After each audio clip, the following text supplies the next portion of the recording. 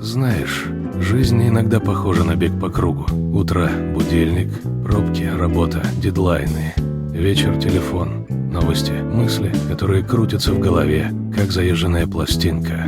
Стресс, он как незваный гость. Приходит без предупреждения и уходит, только если сам захочет. Но есть одна вещь, которая всегда помогает мне выдохнуть. Это велосипед.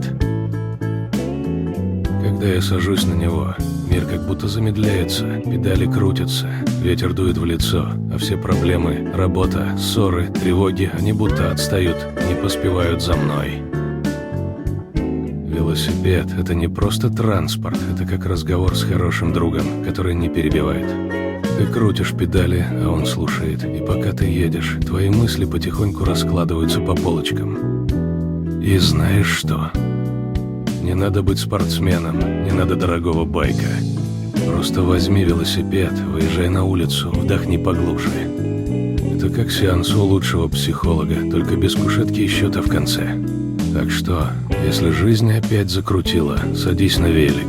Покрути педали, почувствуй ветер и дай миру шанс напомнить, что все будет хорошо.